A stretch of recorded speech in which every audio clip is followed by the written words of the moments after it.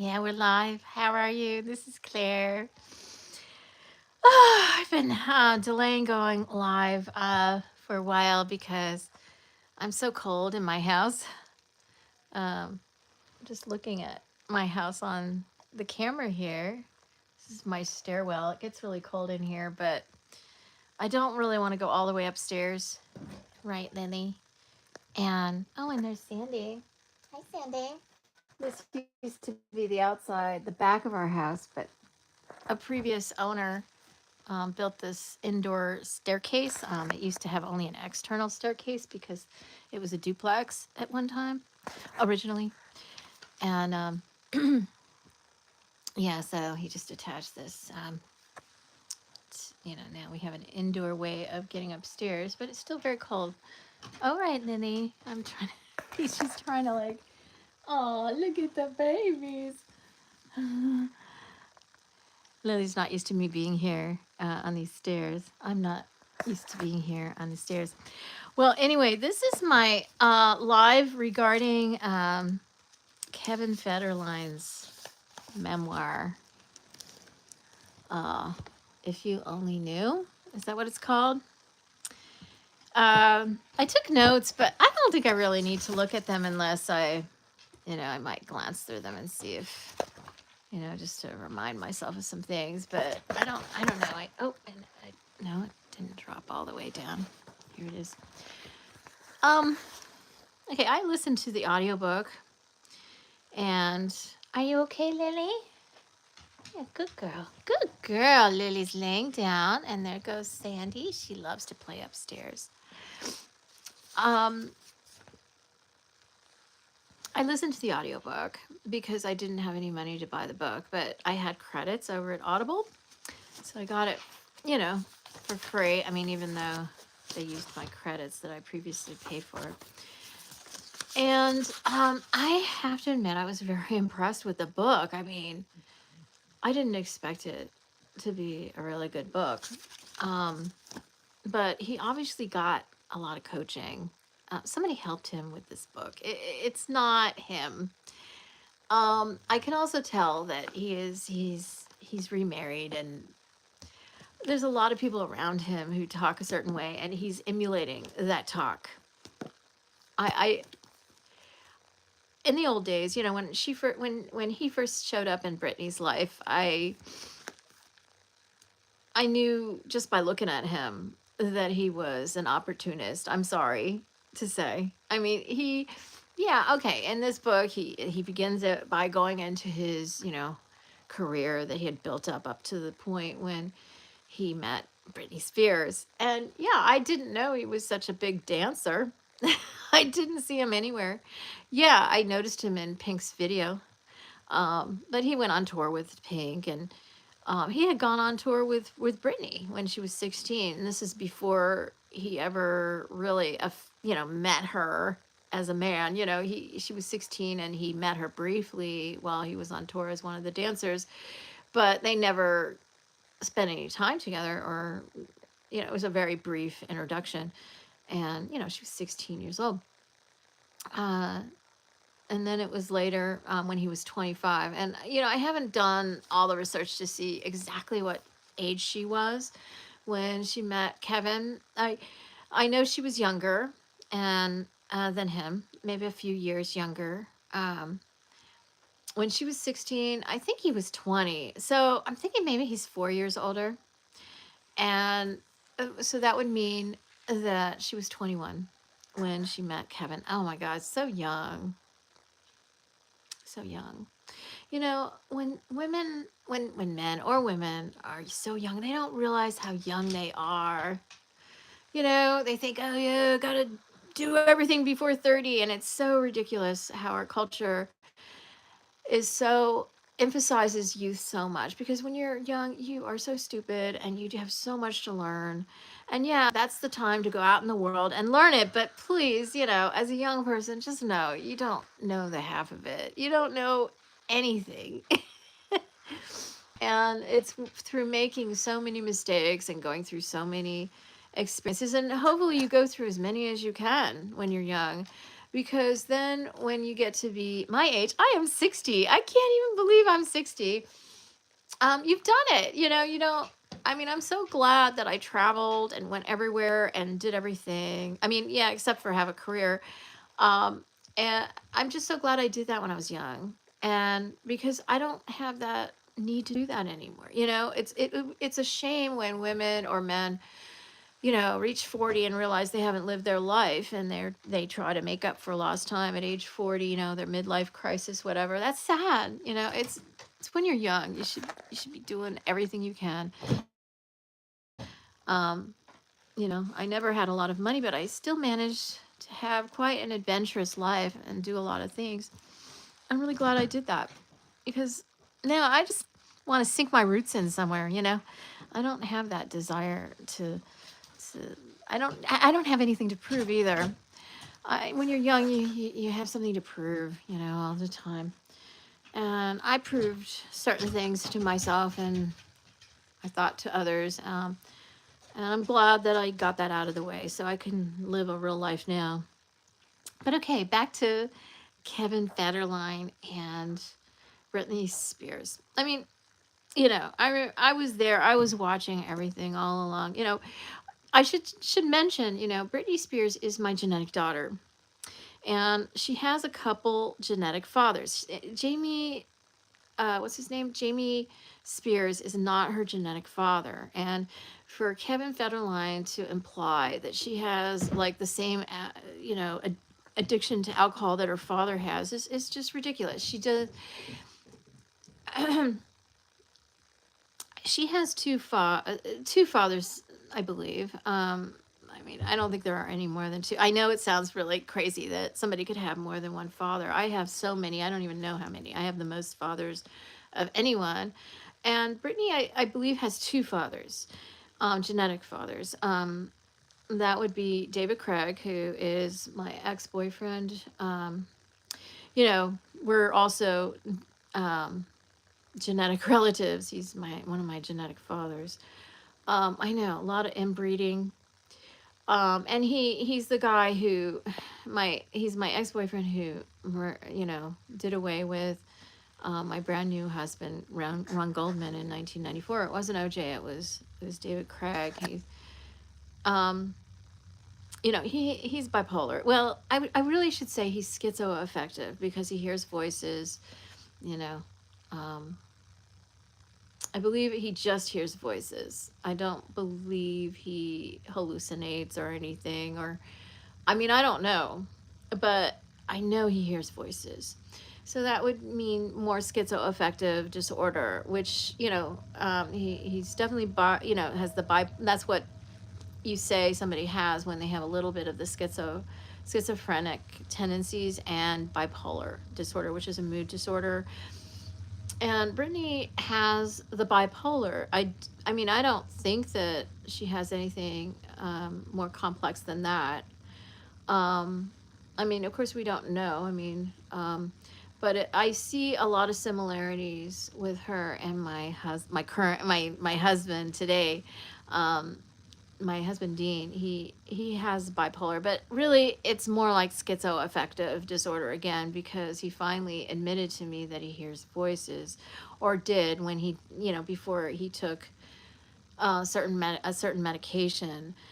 Um, yeah, and he needs the lowest dose. It's a very mild form. He's mostly bipolar, and I don't know if that's the case with David.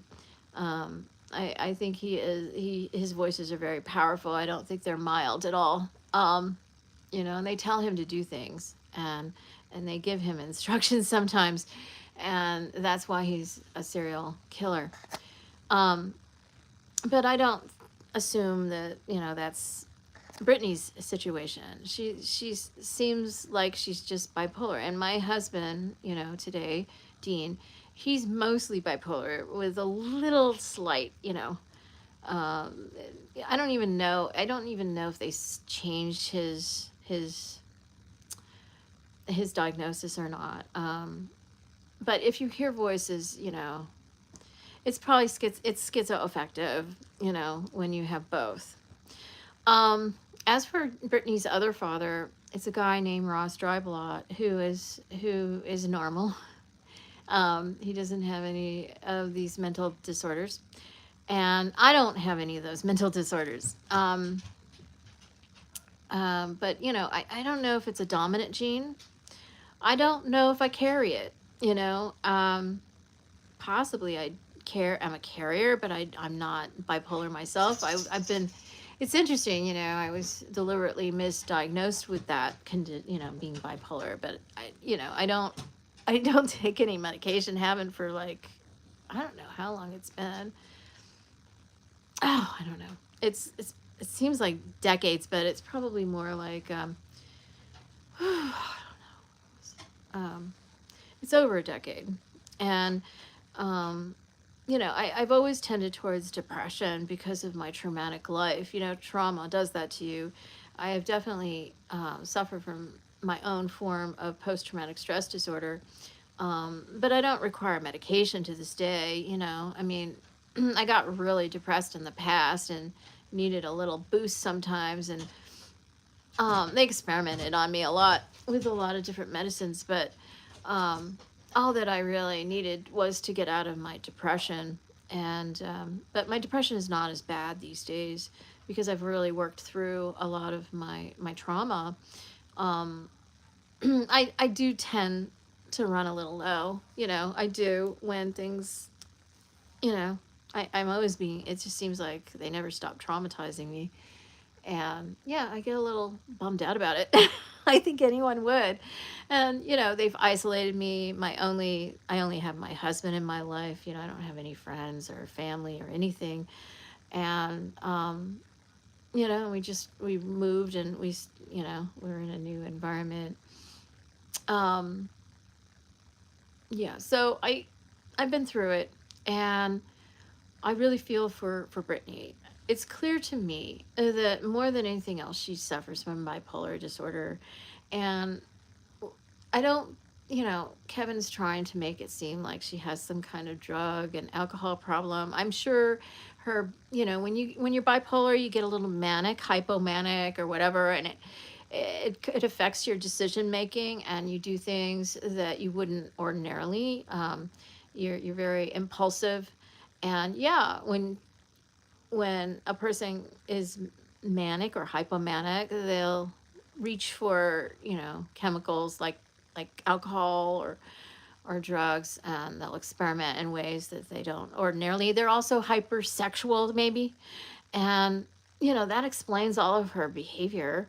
It's not drugs. I mean, I'm sure drugs have complicated it for her, but I do not believe. I mean, she could be I don't know. She sounds like she does a lot of drinking, a lot of drug. I mean, she has done over time a lot, but I think that she really needs to take her medication. My husband, Dean, he takes lithium. I have been, people have given me lithium in the past. It didn't really do much for me other than make me gain weight. Lithium is a salt and you retain water. That's all it really did for me because I don't go, I'm not a man, I don't experience mania. I never have. What I did was experience, a lot of new memories surface at the same time, and that can put your mind and your brain into a state, sort of a hyper state that kind of mimics mania, even though it's not mania. It was a strange state of mind that I was in when these memories, like all at once, surfaced. In certain, it was not all at once, but there were like times in my life when a whole slew of them came up and surfaced at the same time. And that's very traumatic for the brain, because the brain has been repressing them for so long, and then everything's released in that section of your brain, or that little area of memory is released, and it's many memories at the same time. And yeah, it can put your brain in a state of like where it feels surreal, and it doesn't you do feel like you're like you do feel like you're in a different state of mind. And I remember at the time thinking, um, I wondered, as I was remembering sometimes, is this mania? Could this be mania? I mean, I really you have the presence of mind. When you're manic, you don't have that presence of mind. And there were times when I wondered and doubted myself at the time, but that's, you know, when you've been through the trauma that I have and you've repressed a lot of memories to survive, and your brain releases them all at once, you can feel high, like you're high on a drug or something. It really puts you in a euphoric kind of state of mind, um but it's not. It mimics, can appear to other people who don't understand the process of repressed memories and remembering, trauma. Who People who are not familiar with trauma could mistake that, process for mania, but it's not mania. And that's evidence. I've never had trouble sleeping. Yeah, there's an occasional time when I end up staying up really late, and then I'm really tired in the morning and I sleep all day or something. Everybody has those nights, and it's very rare, but I tend to like to get up early and I like to go to sleep early. But Brittany definitely, is struggling with bipolar, and she has talked about how when she was when her father placed her in that facility, um, they made her take lithium. Lithium was such a horrible thing. Lithium is good for a bipolar person. You need to take your lithium, Brittany. My husband, it solves the whole problem with my husband. That's how you know you're bipolar, when lithium works. And it works like a charm for Dean, and he had taken, I think it was Depakote before, and I've experimented with all of these medications myself, even before. I mean, it didn't do anything for me because I've never suffered from bipolar or schizoaffective disorder, or schizophrenia or anything like that. I just, struggle with a little depression, and, I've been through a lot of trauma. I think that Brittany has gone through a lot of trauma herself, so that complicates her bipolar. And this is why she's impulsive, because she obviously tends towards the mania. My husband too. And my husband is a rapid cycler. He just goes into it and out of it really quick. And it seems like Brittany's like that too. And boy, is my husband Dean one of her genetic fathers? I don't know. I mean, it's possible, but from my understanding, it was David Ross, who does not have any of those tendencies. He does have addiction issues. I mean, he overcame them, but he does tend towards addiction. To be honest, food has been my addiction. I'm overweight. I'm not a binger. And I was able to finally remove, well, I sometimes eat sugar, but I'll eat a sweet thing. I don't have to act like uh, like I'm, what is it called? Like I'm diabetic or anything. I have been pre-diabetic before, and that's why I started replacing sugar with sugar substitutes. And of course, stevia is my preference, but restaurants never kept them, stevia stocked in Georgia, and it's not here at all. I mean, it is sometimes, but very rarely. And so I had to always use, you know, the yellow packets. Um, uh, isn't it an S word? Anyway, it's not good for you. And all artificial sweeteners are very bad for you. And I used them in my coffee for years and years.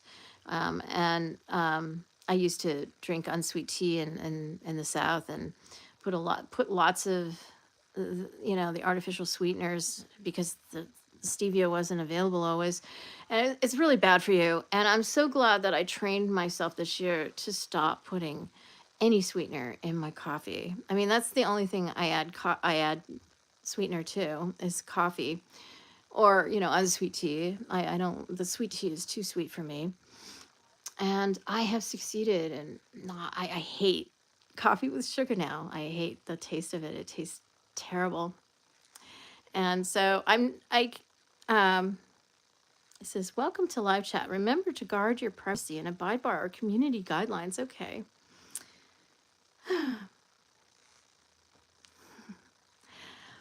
Um, so, um, that's what Britney suffers from. She's not, I don't see her as an addict. Yeah, okay. He's like implying she's some kind of narcissist. I do not see that in Britney. Now, I understand that when she gets into her manic state, perhaps she gets a little like that. Manic people, everything revolves around them. When you're in a state of mania, um it's a heightened state of being. It's another reality for them. And you know, I hear that she yells, and that's the mania. My husband, Dean, is when he gets manic or hypomanic, he's always raging and yelling, and he deals with rage. I mean, he really has the rage of a killer. He could kill somebody with that rage. Um, you know and I know David, that's his thing too. He has the rage. Not every person who's bipolar um is the same there, but I see that Brittany gets really angry, and that's very similar to Dean, and to David too. um Obviously to the point where they're homicidal, but Dean has never killed anybody. As far as I know. I mean, he's just got, he's a good guy, whereas David, he's a devious charmer, and likes to live a double existence. um,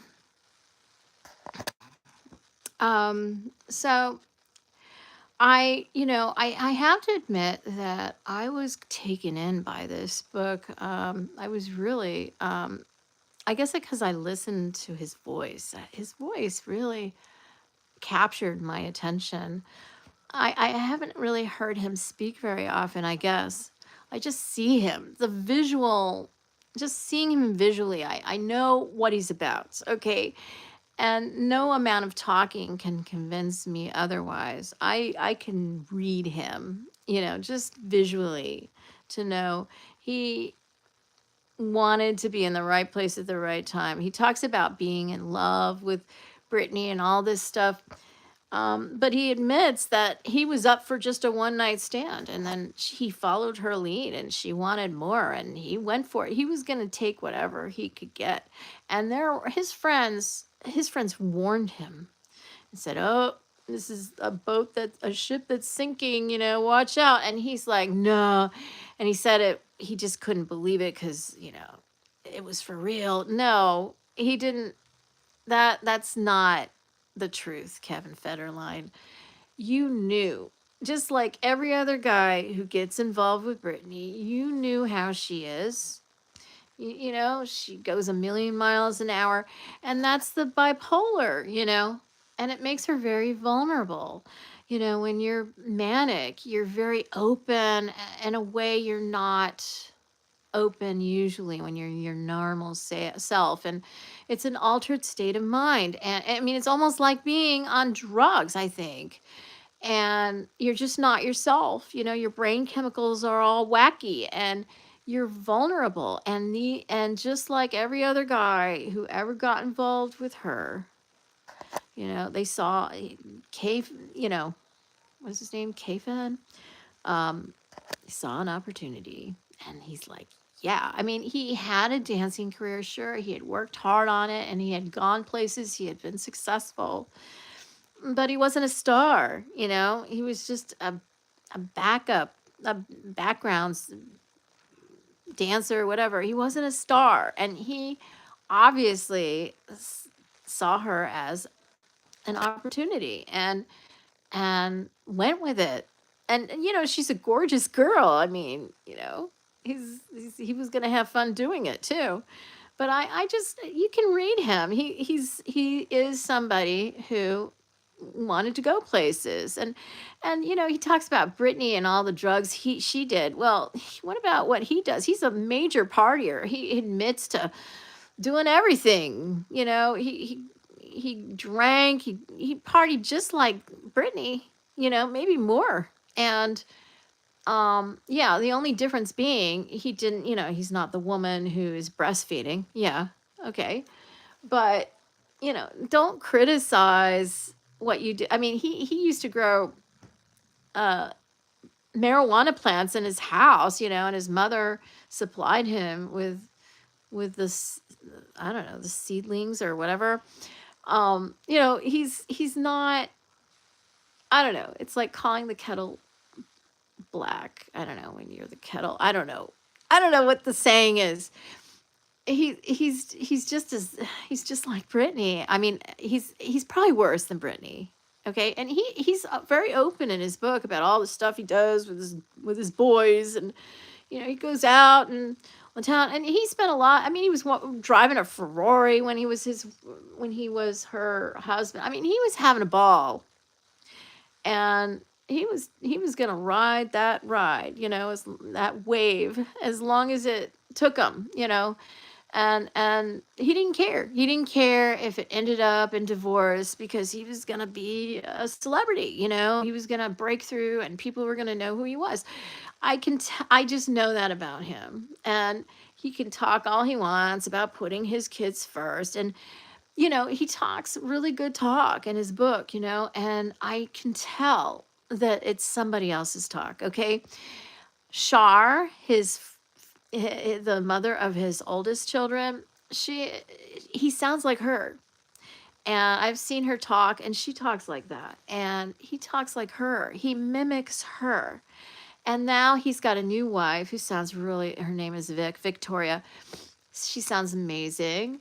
She's some kind of, I don't know, sports person, athlete. And they moved to Hawaii so she can do her volleyball, I guess, so she can have her dream, because he wants her to have her dream now. I don't know. I mean, it sounds like she's been a really good influence on Kevin Federline, and this is great. I mean, he knows, when he sees an opportunity, he can't, he takes it. He's really good at that, isn't he? And that's how he's become who he is today. But he acts like he's an accidental.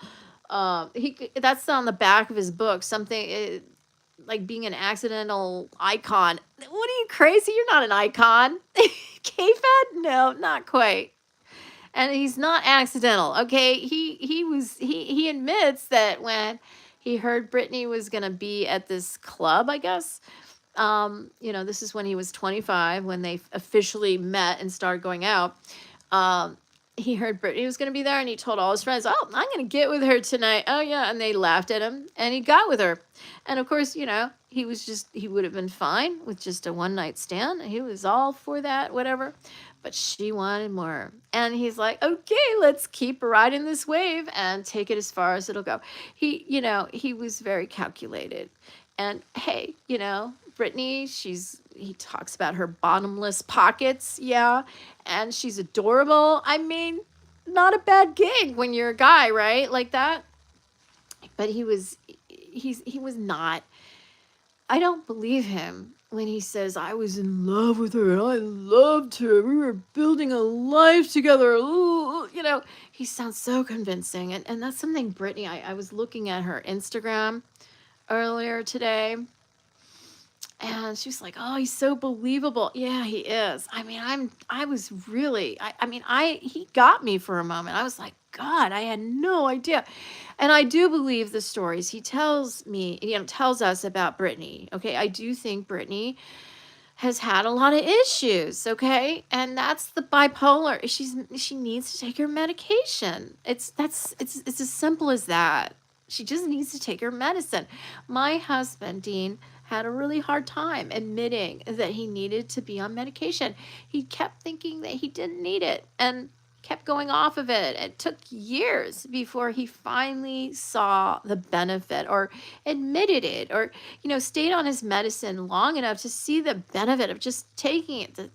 I mean, he still struggles to take it at the same time every day. I have to administer it to make sure he takes it, because otherwise he forgets at this point in life. And, yeah, it took years, and he still struggles with it sometimes. And, it's because we wouldn't be married today if my husband didn't take his lithium, Brittany. You have to take your lithium. If that lithium works really well. It's the one medication that has worked really well for Dean, and he loves it, you know.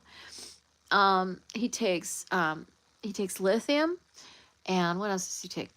Um, he takes it's quinipin. It's the equivalent of Seroquel, which is an antipsychotic that shuts down his voices. Just that one little pill. It's just one little white pill, and it shuts off the voices. The voices are not that strong, and he can wipe them out with that one baby pill. He's been taking that since about, I would say, 2021, and that was it for the voices. But if he doesn't take it, they come back. Okay, and then he has the Zoloft equivalent, which is sertraline. And then, right, so it's just, he has to take 750 of his lithium. It's 2 pills, 300 and 450. And that does the trick for him. Now, everybody's different. They have to do blood work to decide, what the perfect level is for you. But lithium is what keeps Dean stable. And he needs a little, the antidepressants don't always work the same way. But the Zoloft, or the equivalent, which is sertraline, really works well for Dean, and he really likes that. And we upped it recently. He was taking the lowest dose for the longest time, but he really struggles with depression, and they finally upped it, and it has done him well. He still struggles, but he is better. He feels better. And that's it, right? It's really 3 medications. It's 4 pills. Oh, and he takes another medicine for his prostate. He has a slightly enlarged prostate. And that helps him with that. So it's 5 pills that he has to take every day. So anyway, I was really mesmerized by K-Fed's voice. He has a baritone. I guess he's a baritone voice.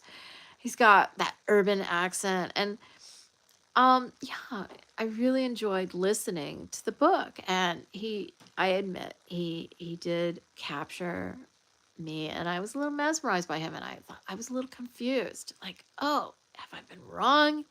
Because I agree with everything he said about putting the kids first. Somebody had to put the kids first, so it was me. Yeah, and I'm sure Shar talked to him a lot about that in those days. In the early days, he was in a relationship with a woman, a very nice woman named Shar, and she had kids from her a previous relationship. I think 2 kids, and then she got pregnant with Corey, his firstborn child.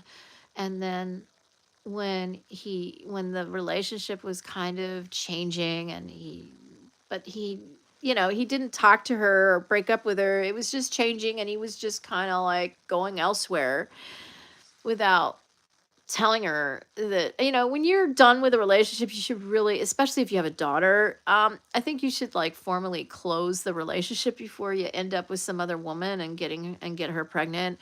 But he didn't do that. It was pretty rude. But he apologizes for that in his book, I guess, to some extent, and explains he was young and he didn't know what to do. He was 25, and he was just she got pregnant, and it wasn't planned. I mean, you should use birth control, okay? If if the relationship is not where you want it to be, then you need to have a talk, and You shouldn't be conceiving children when you really know you're not going to be together, or I don't know. I mean, they got along well. So, I mean, they've co parented as they never got married. um, but, this is K-Fed for you, right? He just detaches, right? He has this detachment thing like guys do. And of course, he had this opportunity with Britney Spears, and, he wasn't going to turn it down, and he was going to let Char down as easy as he could. But it was too, I mean, she heard about it in the press before he ever broke up with her. It's kind of, that's the kind of character he has. Okay. That's the kind of guy he is. And he can apologize all he wants, but that's the truth of the matter. I mean, that reveals a lot about him, you know. That's how he told the mother of the pregnant mother of his, of his child. That's how he told her that they were going to break up, she heard about him being with, him and Britney Spears, and, in the media. But yeah, and as the result, his second born, Caleb, feels maybe a little uncomfortable at times, with the kind of attention he has given to his children with Britney, and he has two more children now with his second wife. And, I can understand why Caleb feels a little,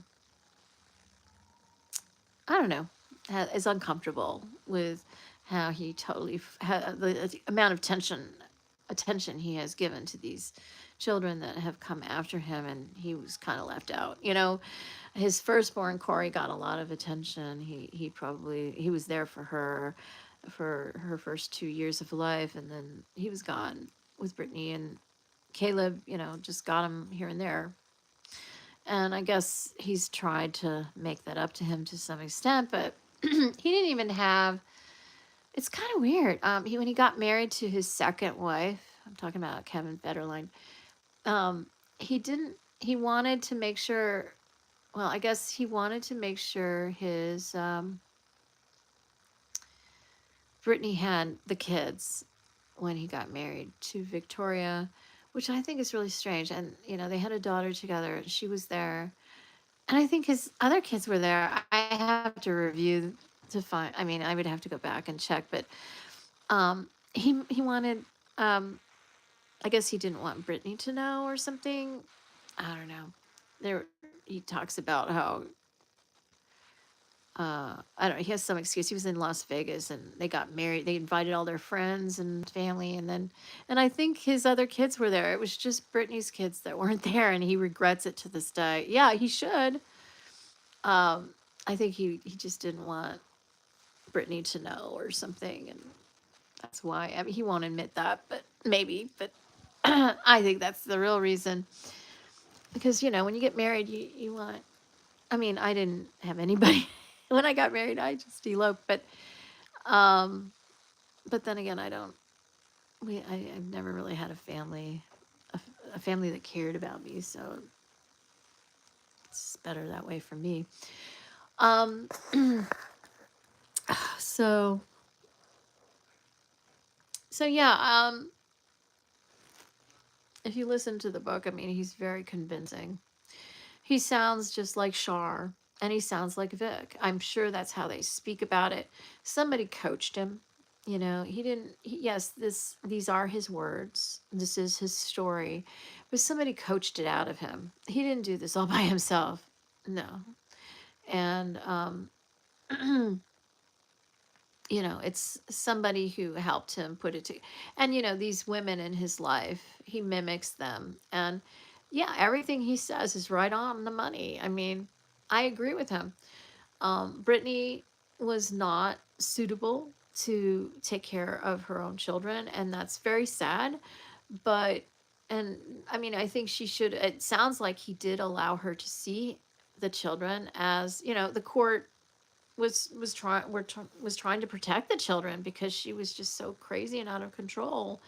And Brittany has to understand that, you know, I mean, the things he talks about, you know, doing drugs when, coke, whatever, when she's breastfeeding, even drinking. You shouldn't be drinking when you're breastfeeding. In my opinion, um, she should have put him on formula right away, knowing she was going to do substances.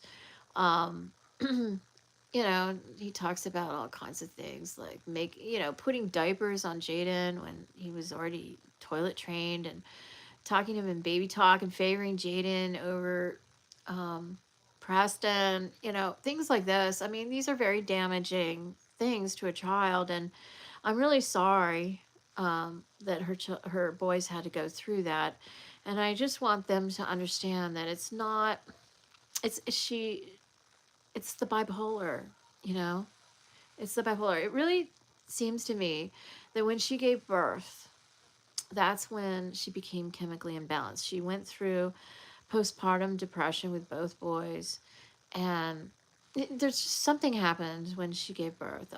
Before she gave birth, it was probably, she was probably working to, she was 20. I guess she met, they started going out when she was like 21 or something. I'm pretty sure it was she was about 21. And people who become bipolar usually do, get that way in their late 20s or mid to late 20s. And so she's 21 when she starts going out with him, and I think it was just like a year later or something, was it, or 2 years later, she has her first boy, and then the second one came 2 months after she gave birth. I mean, one after another. They were done really fast. um, and Yeah, I think even just doing it so fast like that had an effect on her brain chemistry. I really do think so. And she became, she went, it caused her to go bipolar. It caused the bipolar. I mean, it triggered it. I mean, you know, there are triggers. You genetically are prone to it, and then there are certain things in your environment that can trigger it. And if you're prone to developing it, it just takes a couple triggers, and giving birth twice in a row in 2 years is enough to trigger something like that, I would think, especially since she suffered from postpartum depression. And I'm sure she loves both her boys equally. I don't think she favors one over the other. I mean, I can't believe that she does. She doesn't talk that way. um but when she gets into that state of mind, maybe she is like behaving in ways she can't control, and that have a bad effect on the boys. And Jaden, and it sounds like Jaden and Preston have different kinds of personalities, and Jaden was the baby. So there's probably a lot of things going on that caused her to behave the way she did. But I really want those boys to know, I can tell how much she loves both of them, and I don't think she favors one over the other. It's just when she gets into that state of mind, her brain is not operating on all cylinders. The chemicals are distorting her reality and the way she perceives things, and she's not able to think clearly. And it's not it's her, and she needs to take her medication.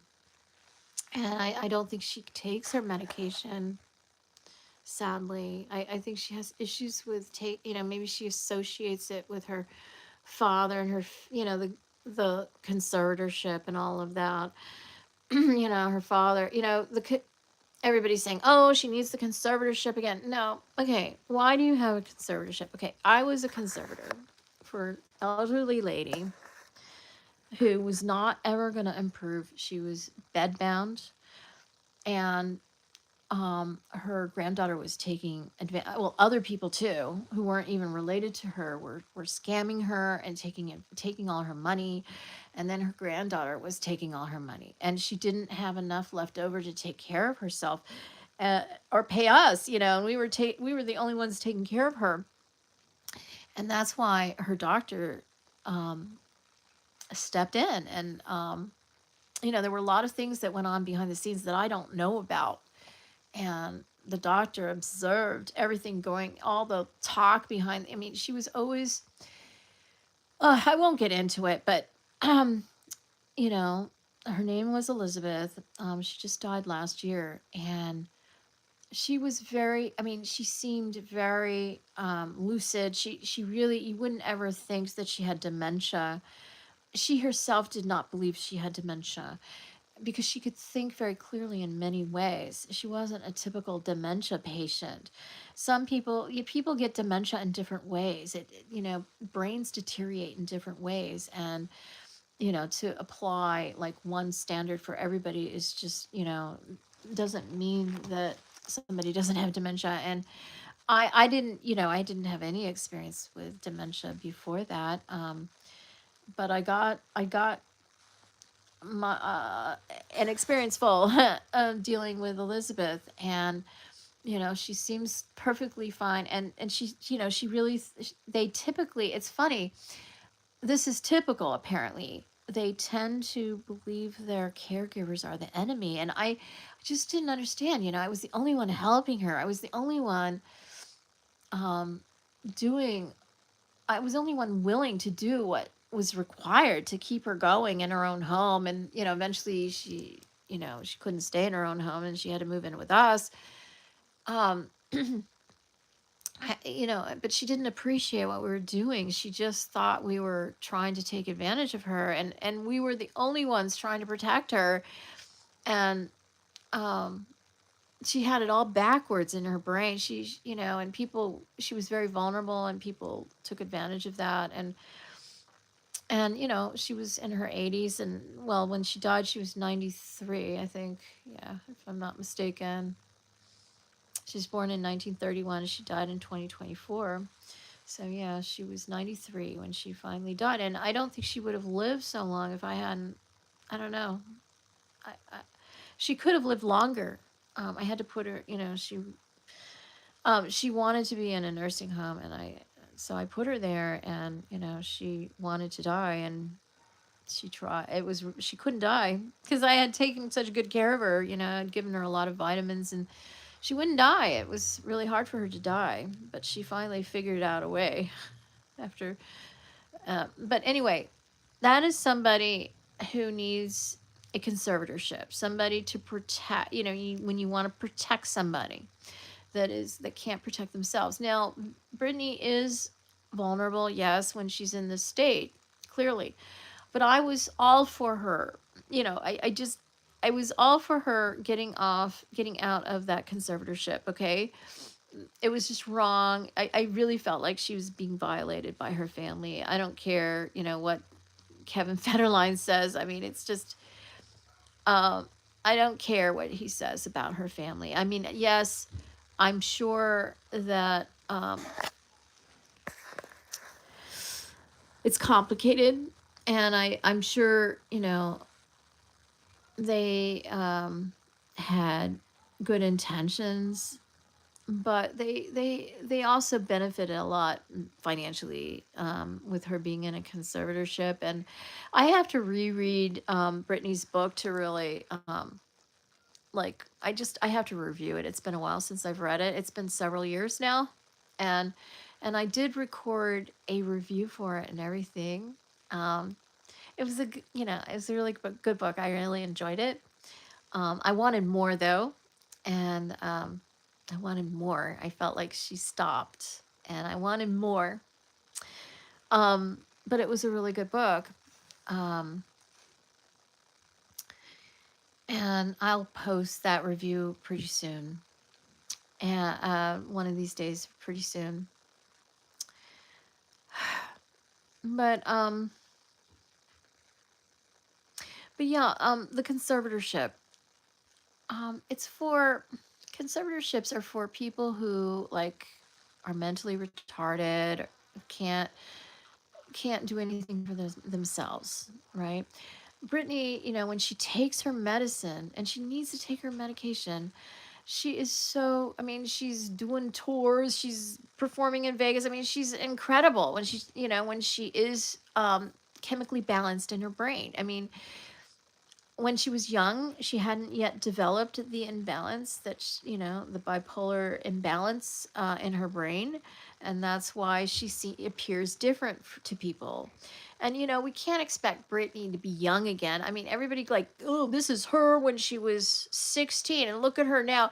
She's older, yes, and I know she's not healthy right now, but, she shouldn't have to be the same as she was when she was 16, okay? She's an older woman. She's in her early 40s, right? And she deserves respect. Yes, I know she's not well right now, and I really wish she would take her medication and live and settle down and not feel like she has missed out on life. That's the thing about Britney. She thinks she's missed out somehow. Is that that might be our truck. Okay, it stopped. Mm. Okay, I hope that doesn't mean anything bad. Okay. I've worried more about my safety and security here in Hornell than I've ever worried about it anywhere else. It's so weird.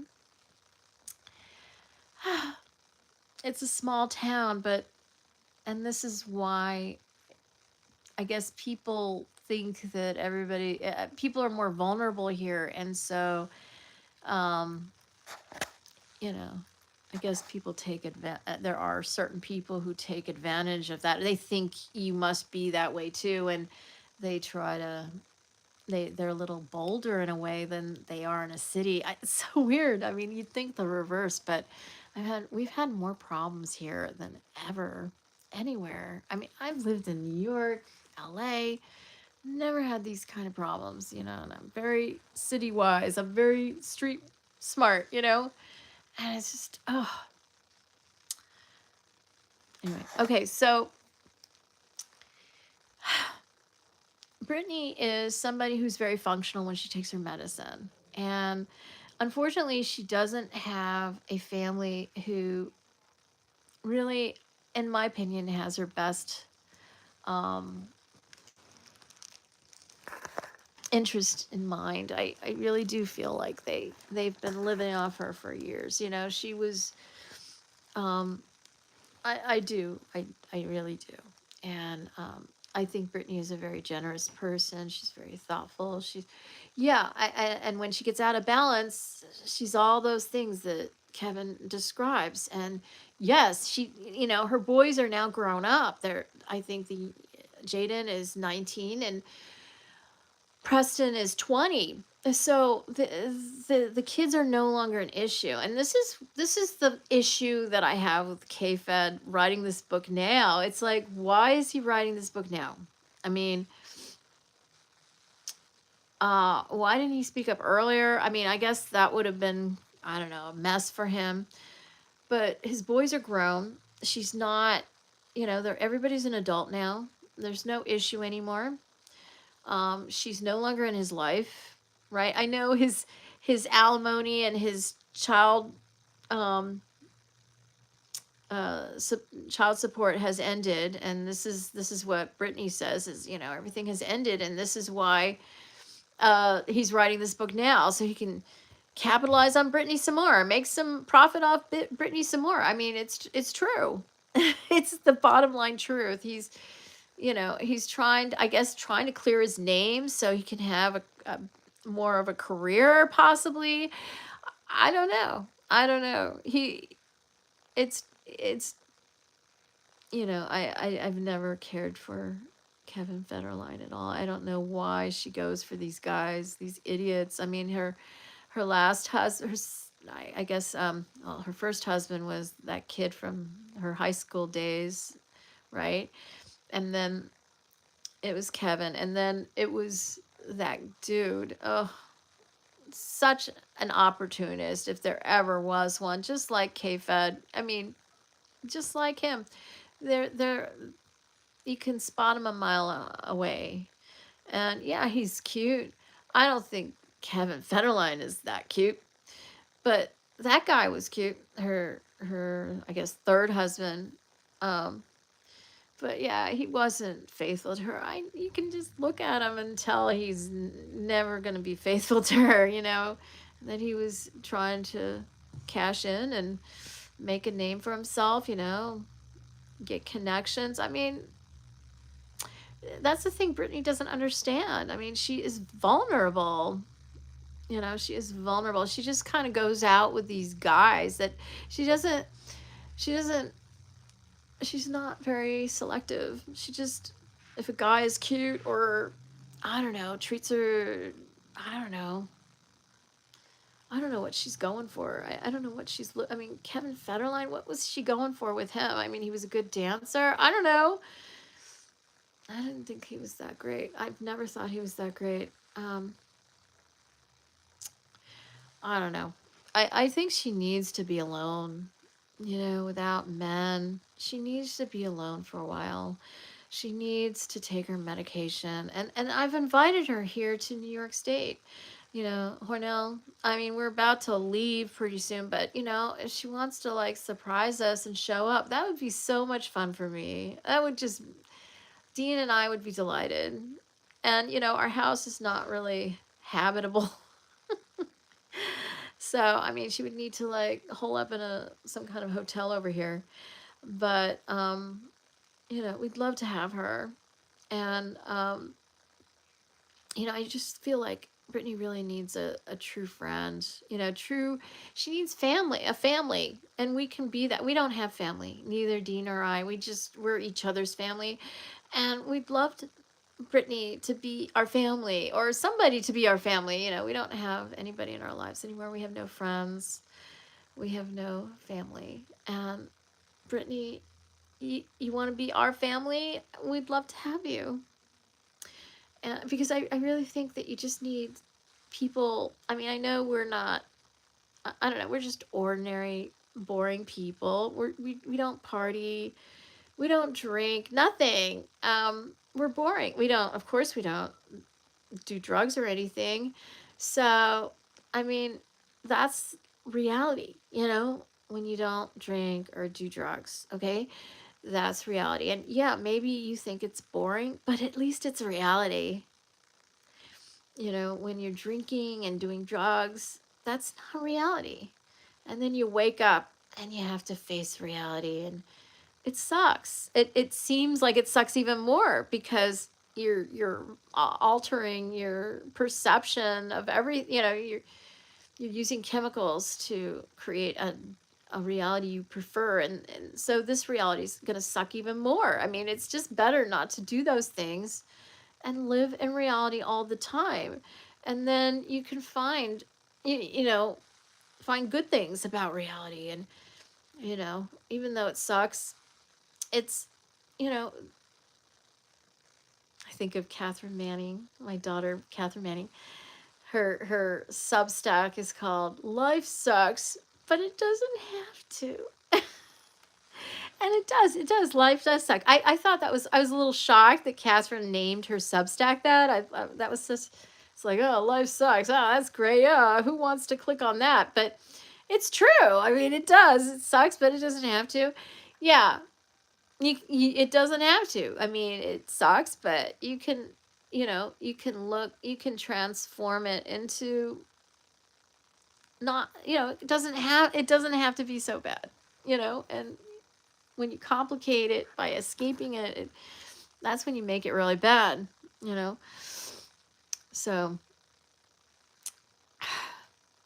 so the conservatorship, it's for people who are vulnerable and cannot protect themselves and cannot do anything. Elizabeth couldn't do anything herself. I mean, she depended on me. I was her lifeline. And Britney is very capable of doing everything herself if she just would take her medication. And there aren't any any children in her care, so that's not an issue anymore. I worry about her. I know she cares about her dogs and stuff, right? She has a little dog or a couple dogs. I don't know. I hope that she has assistance, like somebody who who helps her take care of the animals. I really hope the dog is okay. I know everybody was all upset about how there was dog poop in the back of her in her living room when she was recording a video. She probably didn't know it was there and when she was recording the video, but I mean she edited it and posted it, right? It wasn't a live video. I don't know. I mean, we're not even sure it was dog poop. I mean, it might have been something else. It does look most likely like dog poop, but she letting her dogs out. It, you know, I hope somebody's there to help her let the dogs out. I hope they get the food and the water they need. I hope that her animals are okay. Nobody talks about that. They just, yes, you want to make sure human children are good. And, it was better. I'm sorry she didn't get to see her children, but yeah, Kevin did have a point that she has said that it's everybody else, that she never takes responsibility for her part in all of this. And I do think that, um, that might be part of the bipolar condition, and she just needs to take her medication. When she gets stabilized and, she needs to voluntarily do it. And, this conservatorship is ridiculous. There are so many people who have lots of money who are crazy or who are drug addicts and alcoholics, and nobody gets a conservatorship for them. This conservatorship was ridiculous in the first place. Um, it just was it was just her family wanting to get paid. It was just like an excuse to get paid. It's just disgusting. Dean?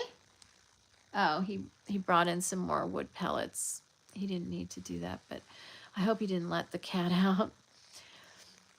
Wispy. So, I mean, that's what a conservatorship is for, and guardianship. They go together. I was both Elizabeth's guardian and conservator because she couldn't do it herself, and everybody else was trying. Somebody needed to protect her and make sure her money was going to her and not to everybody else who was trying to take it. And that's why I was there. And with Britney, it's her money. She's an adult. As long as no children are, in her care, and no animals are getting hurt, I hope she has assistance with her animals. She can do what she wants with her money. It's her money. She earned it. Boy, did she earn it. She went through hell. I mean, not that, I mean, she had a great career. I mean, it's not all hell, but it was her who did it, and no member of her family did it. And they all were kind of dependent on her, and they got really used to that lifestyle that she provided them. And I just find that shameful, that they would do that, and that they would be, and maybe, people talk about the mother, maybe she was manipulated I don't know. I just think that her mother could think for herself. I mean, she has a brain, she can think, and she was obviously, I don't know, maybe Jamie scared everybody into, I don't know. I just, there's no excuse that it was totally wrong to do what was done to Britney. And now look at what has happened. It obviously didn't work. It backfired. And now she's acting out because she was deprived of her freedom for so many years, hoping to have access to her children. She's rebelling. She's not wanting to take the medicine because her father used to force her to take it or whatever. She was required to take it so she could see her children, whatever. And now she doesn't want to take it. Clearly, she's not taking it. And this is Britney off meds. She doesn't know, she doesn't understand that she has she has not accepted that she has a chemical imbalance that is genetic. And I don't know if I carry that gene or not. I am her genetic mother. I do not have bipolar. I have been through a lot of trauma, and I suffer with a little depression sometimes. And post traumatic stress disorder has been a thing for me, and my own version of it. But yeah, I don't have bipolar, but she has at least one genetic father who does, and or a certain form of it, and that's how she got it. Maybe I don't know. I think that it needs to. I might carry it. I might be a carrier, and I'm sorry, Brittany. Um, uh, but one of your fathers definitely has a version of bipolar, and maybe there's another father, like, there might be another father that I don't know about. But I think that it's the mother, and it has to be carried by more than one parent. And if the father actually has it, he carries it, and I don't have it. But you can be a carrier and not have, and those two genes come together, and the child has that vulnerability. And I believe that's what happened here. And I'm sorry, Brittany. um so c- you know anybody who talks about the conservatorship, what other celebrity, what other star have you heard needs who else have you heard has a conservatorship? I don't think we've heard of anyone in the public eye who has a conservatorship. Who has ever heard of that? It's just outrageous. Okay. Conservatorships, guardianships are for people who need a parent, who need somebody to take care of them like they are a child, because they have deteriorated to the point where they can't take care of themselves. For instance, Elizabeth, who I was the guardian and conservator for, she was bed bound. She couldn't even sit up at the end. I mean, she could sit up for most of the time, that I took care of her. um but she couldn't walk. She couldn't put herself in a wheelchair most of the time that I was taking care of her. She couldn't do anything. She was in diapers, for toward for years before she died. um I had to do everything. I had to dress her, I had to do her laundry, I had to handle her money, I had to do her grocery shopping, I had to keep, feed her, cook for her, do everything for her, everything. I had to make all her appointments. I was doing the job of like 9 people. And and it's one thing when it's a child who is growing and developing, and you're so proud of them, and it's another when somebody is deteriorating before your eyes. It's like being a mother but not getting the reward of motherhood. It's just getting worse and worse and worse. It's really, really difficult being a caregiver. And those are the kinds of people, that require a conservatorship, or somebody who's born, you know um retarded or whatever, disabled, who can't do things for themselves. um you know Brittany, yes, she's not in a good state of mind off medication. She's not. But at least she's not taking care of kids. Or I mean, I hope her animals are okay. I hope she has people helping her with her animals. She's a very loving, kind person. But yeah, I guess when she gets out of balance, she's a little turbulent, isn't she? And that's why I really, Brittany, you need to take your lithium, and you're gonna have to take it for the rest of your life. Okay. And lithium is really great. It keeps people very stable, and you just gotta have to take it for the rest of your life. And it's just like anything else. If you had diabetes, you'd have to go on insulin for the rest of your life. Okay. There are some people who don't, who are thin. Like I'm overweight, and I have been pre-diabetic before, and I have to be careful with my sugar because I have all this weight on my body. If I was thin, that wouldn't happen to me. Um, but there are people who genetically are predisposed for diabetes, and they, like I think of Mary Tyler Moore. She was very slender and healthy, and she had diabetes from a young age on, and she had to take insulin for the rest of her life. And it's the same thing with lithium. Okay, when you have bipolar, you just have to take the lithium for the rest of your life, and you take it, and then you're back to your normal self, the way you were before your brain got out of balance. It's simple as that. And I wish that Britney didn't associate it with, this is the problem with the conservator. It just it made it worse. She probably would have healed better if she had just um I don't know, gotten the help she needed and taken her medicine. I mean, I don't know how this could have ever gotten any, it went really bad. I just think the conservatorship made it worse. And see, it didn't work. So just stop with the conservative thing. She just needs to take her medicine. There are many people who are bipolar, and they just have to take their medicine. If they don't take their medicine, you know, sometimes it's even more severe than Britney.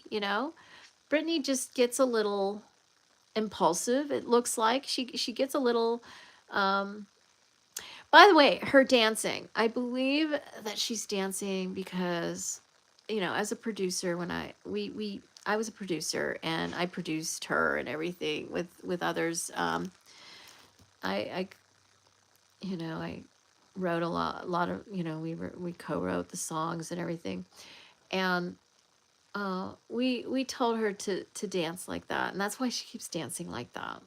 We told her to do that, and it's to get me to dance because I want to dance, and I'm not like Britney Spears. I don't, she's, she looks really great. I don't know why people don't compliment her more. I mean, she looks great for her 40s. Why is it um why is it that everybody is so critical of her? I mean, you can't compare her to when she was 16 years old. Everybody, she's in her 40s.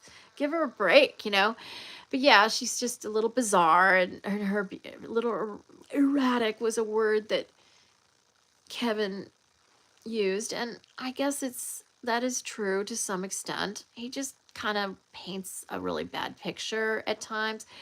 I know it was bad.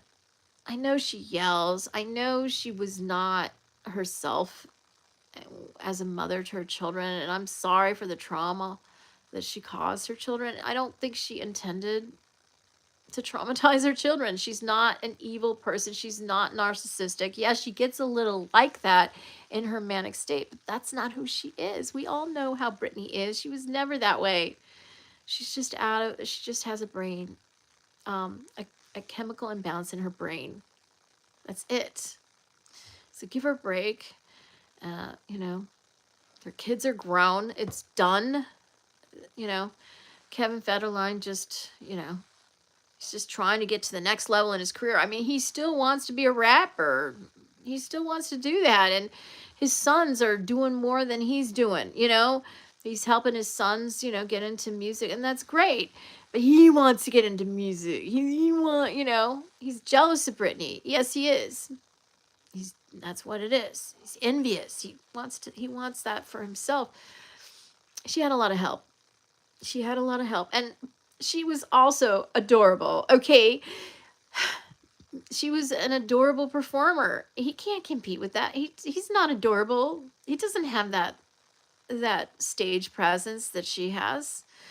Some people got it and some people don't. He doesn't have it. Sorry, Kevin. You just don't have it like she has it. So it's not all connections. It's not.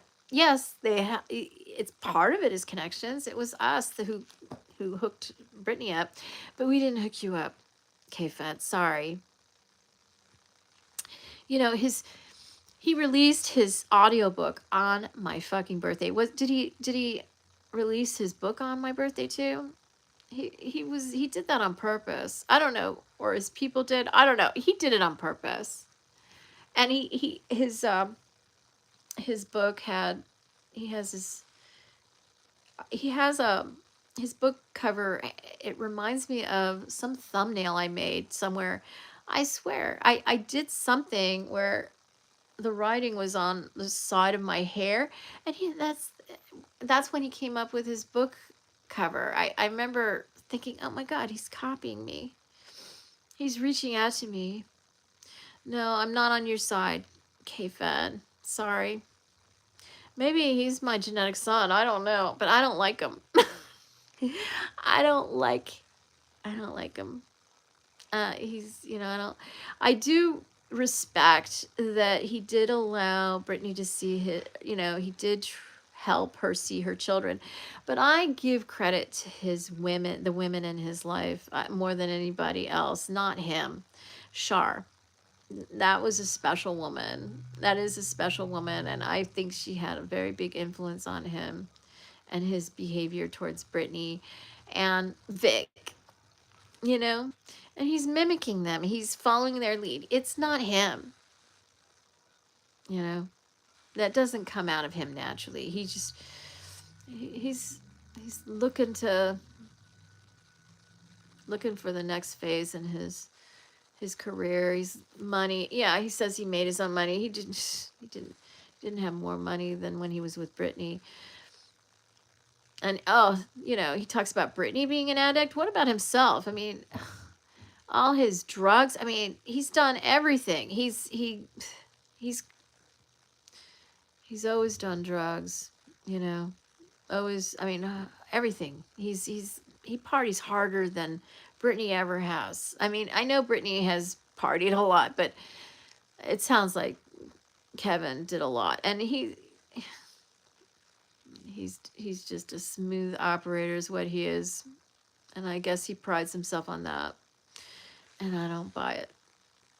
I know better because I've been around the block a couple times. I would never have gone for him. He would never have impressed me as a young woman. But the ones that did impress me and scammed me and, you know, pulled one over on me again and again. And believe me, they did again and again. I'm a lot like Brittany that way. She's very trusting and open like I am, and those are very wonderful character traits. Unfortunately we live in a bad world, and if you're this adorable performer who's got bottomless pockets like Kevin Federline explains it, you know, you got to be careful, and usually it's your family that helps protect you, but her family just kind of took advantage, really dependent, really used her. She's been doing this since she was a kid, and who benefited? Her family, and of course she's very generous by nature. I'm that way too. She gets that from me, and they just took advantage. I was a victim as well. In this world, unfortunately, that's the way it goes until we. And I don't want you to get bitter, Brittany. I just think that you need to, you need to stop going out with guys. You just need to be alone for a while. You do. And just kind of like get to know yourself, because when you've been working nonstop like you've done all your life, you haven't you don't know who you are. You haven't established your own self-identity. You never got to do that. You developed an incredible career. I'm so in awe of it, but you never discovered who you really are, and that's why you're so confused. And you need to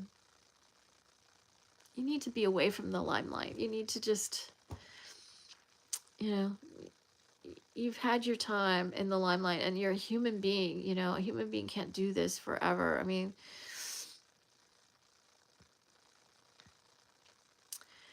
okay, I guess that's pretty much what I have to say.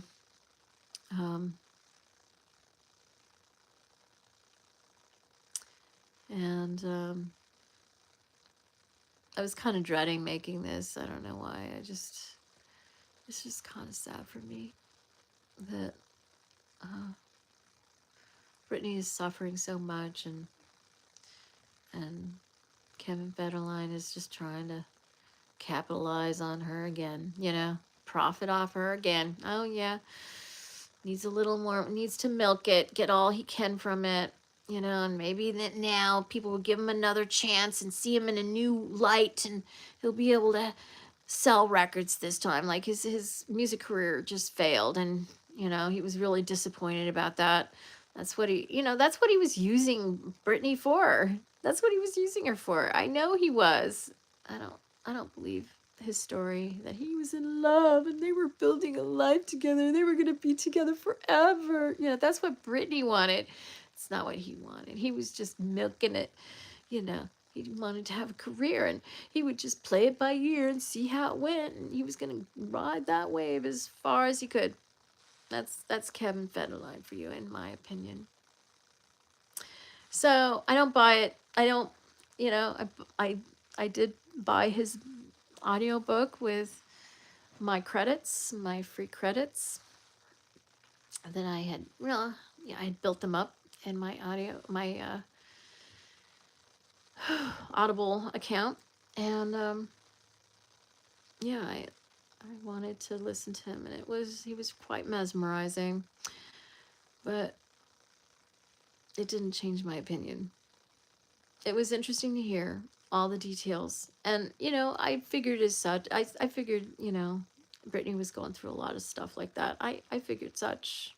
Yeah, it is different to hear the details, though. It is different. It was kind of surprising and shocking, and it just really, Britney just needs